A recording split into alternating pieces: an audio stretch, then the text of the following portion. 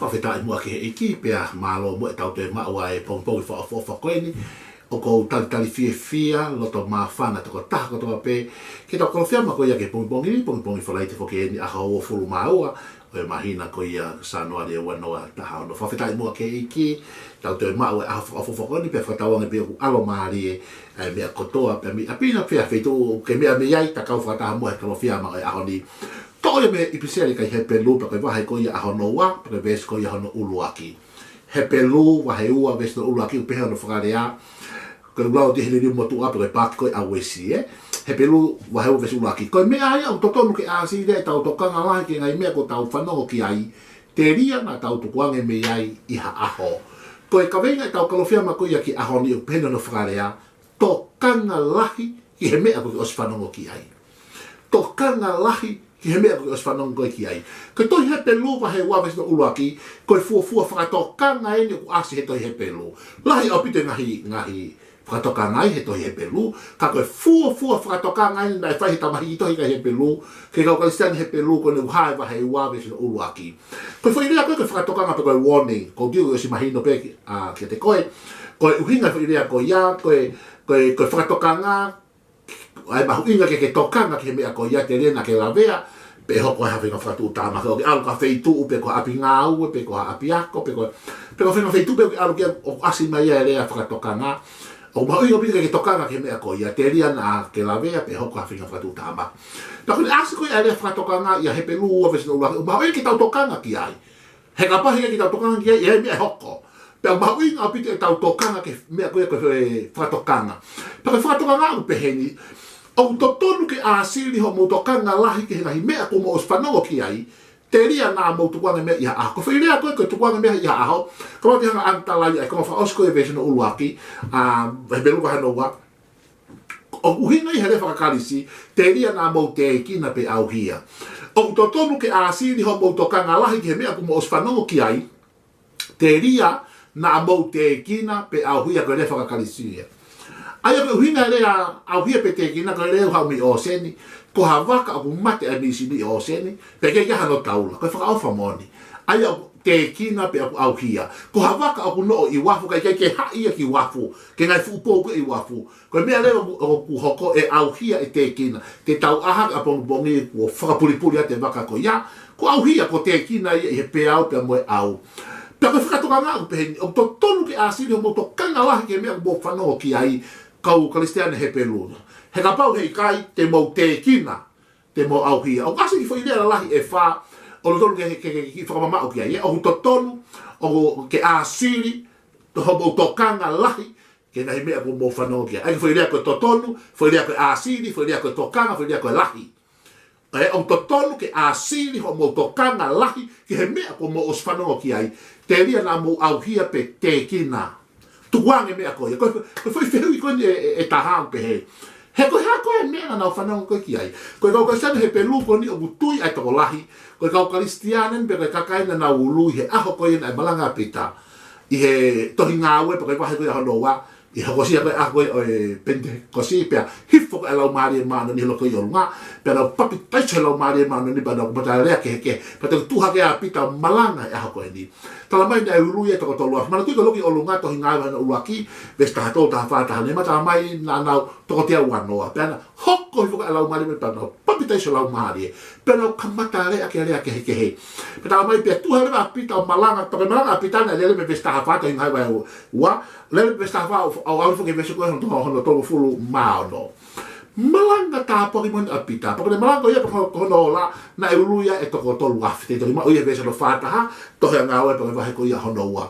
Ka te utaki koe ke mea koe koe nā nau whanau ngoi ki ai. Te ula te vese hono tolu ano me tolu fitu. Tohi ngāwe wahe wai, ai koe malanga ngoi apita.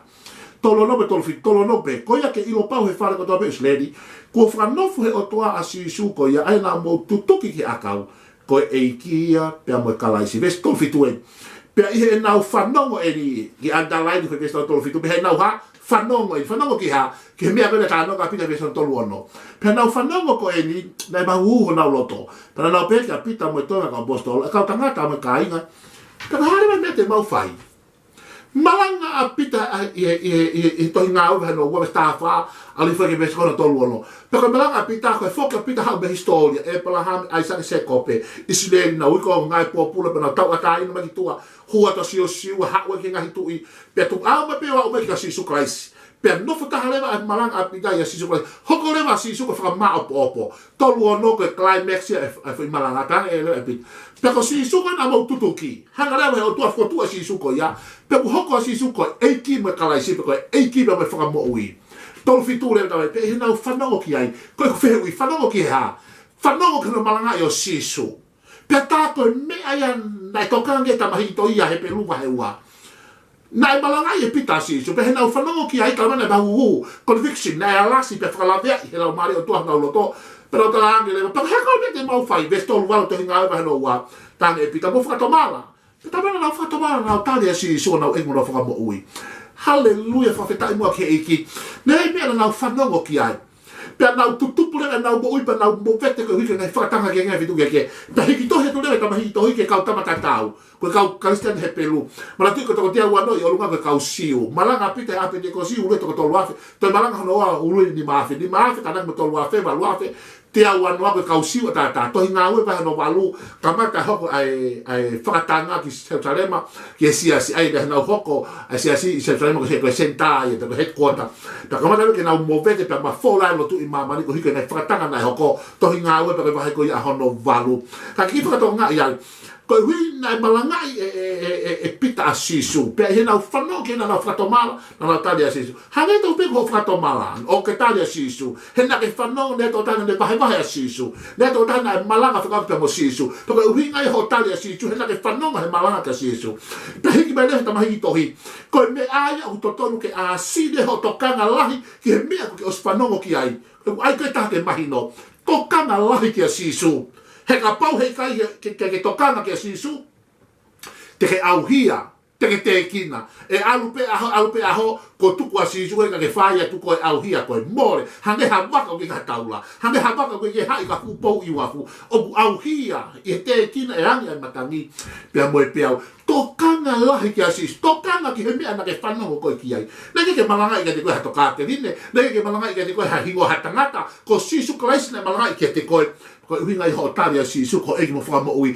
tokanga ka sisu he pelu tahawa veso hono wa pia mau sio whama mau peke a sisu ka matanga me ngata anga tui ma tiu tahabalo veso hono ua noa ka whakataha pia toko ope toko tolu i hoku huafa ko pau keu iai keu hanga tāpua ki ina to ko sisu e senta pa tau sio whama mau ki a sisu o mahu inga ke tokanga lahi ki a sisu ho wahanga tae mo sisu o tonon ke mamai ho wahanga tae pa mo sisu pa ke tauhi ho wahanga tae mo sisu aki e lotu e lau fola au kai pa ke moi anga tonu whaito tonu maa o nere hao tua ko tokanga ia ki a sisu ka ki puke ai vela veke ai waki ofa ko ia ki o tua ai ahona ke hao tari a sisu tokanga lahi ke mea ki os whanong ki ai o to tonu ke a siri ho tokanga lahi ki a sisu kalai si tau konga whaaskon o lau tau mo ihinga i a whaaskon alu tai mi o ku holo mo i whakaistiane alu ke toi kofiane alu ke toi momopane ofa ki o tua ka au mahu inga ke toi a siri to tonu a siri ke tokanga lahi kia sisu kalaisi hena ko mea na ke whanongo ki ai.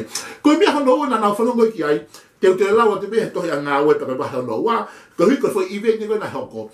Tohi ngā ue wahe ua pa ke vesi hono ono, pea mo hono fitu, vesi hono ono pehe, pea tohi ngā ue wahe hono ua, pea he mawhola ai ngongoni, pe whakakato mai ai kakai, pea na nau puputu ulahi.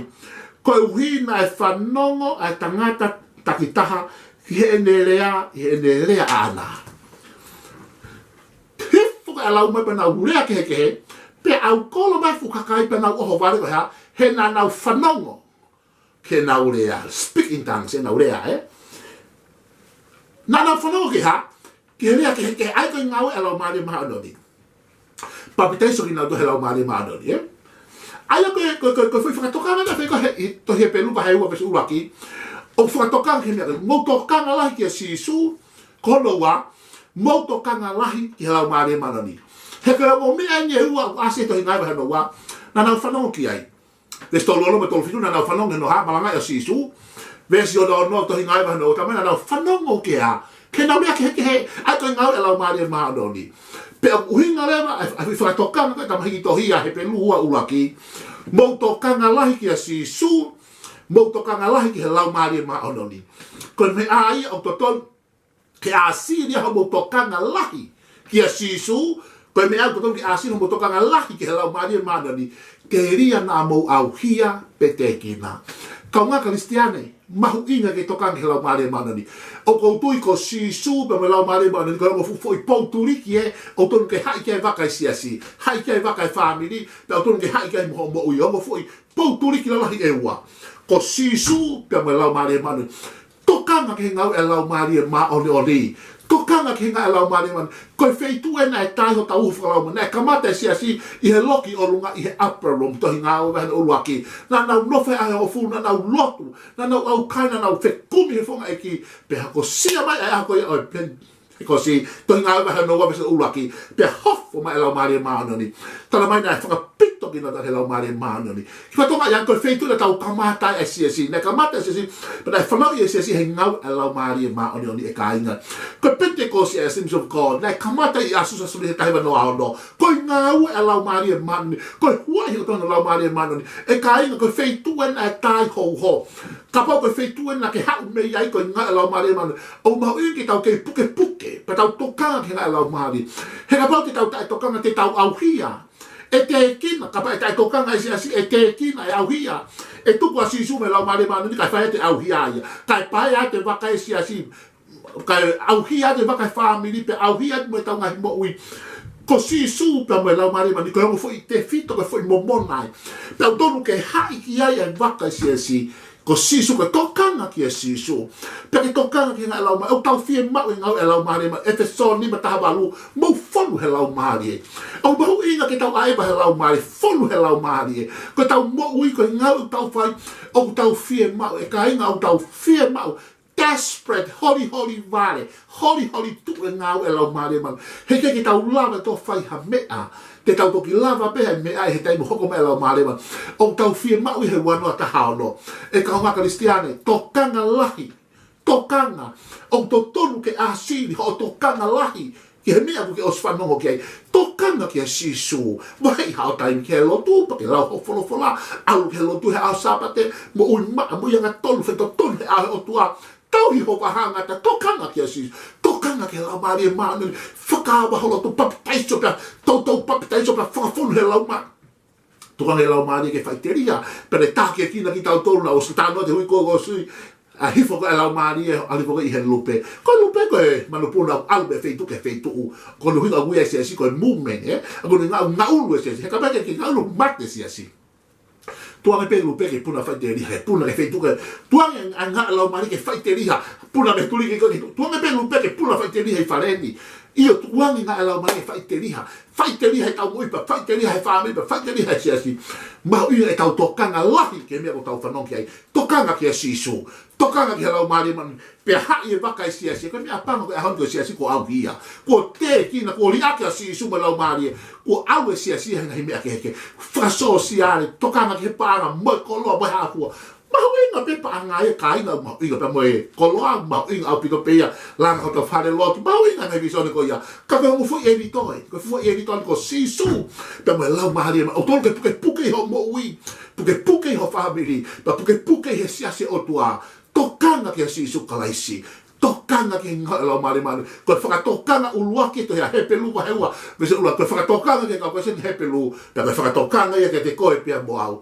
Tokanga ki he mea nare whanongo ki ai. Ko ke os whanongo ki he ngongo sisu. Ko ke os whanongo ki he ngā lau maare maare. Ai ala muhu e ngā lau maare. Ai lea ke he whapataisu he lau maare. Ai ngangana ai kakai he move a spirit of God. Tokanga lahi ki he mea koe whanongo ki ai. He ka pau te ke tae tokanga pia. Tae tokanga ki he mea koe whanongo ki ai.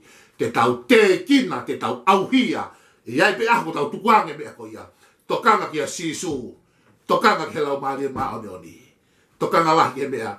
Ko ke whanongo ki ai. Kamai koe ulokia ki a Fiona. Tau pa ki toka taha katoa pe ako. Pe lang ia pe ho hua wha. Mau tokanga ki a te koe sisu. Pe mai ngā uwhaha lau maare maone oni.